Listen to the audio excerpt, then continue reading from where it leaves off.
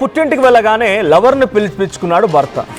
ఆ తర్వాత ఏం జరిగిందో తెలియదు కానీ ఆ లవర్ని చంపేసి, ఆ ప్రియురాల్ని చంపేసి ముక్కలు ముక్కలుగా చేసి ఫ్రిడ్జ్లో పెట్టాడు. ఇప్పుడు తల కనిపించట్లేదట.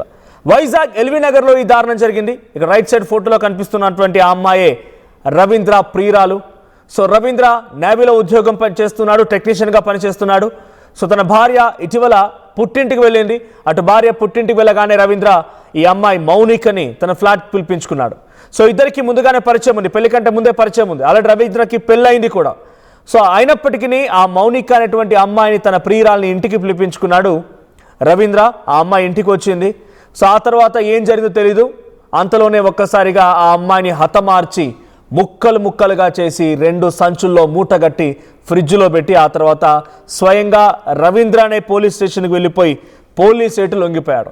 ఆ తర్వాత పోలీసులు ఆయన ఇంటికి తీసుకొచ్చి ఆ ఫ్రిడ్జ్ డోర్ ఓపెన్ చేస్తే ఆ శరీర భాగాలన్నీ కూడా ముక్కలు ముక్కలుగా చేసి ఆ ఫ్రిడ్జ్లో పెట్టినటువంటి సంచిలో గమనించారు. కానీ ఇక్కడ బిగ్ ట్విస్ట్ ఏంటంటే ఆ అమ్మాయి తల మాత్రం కనిపించట్లేదంట.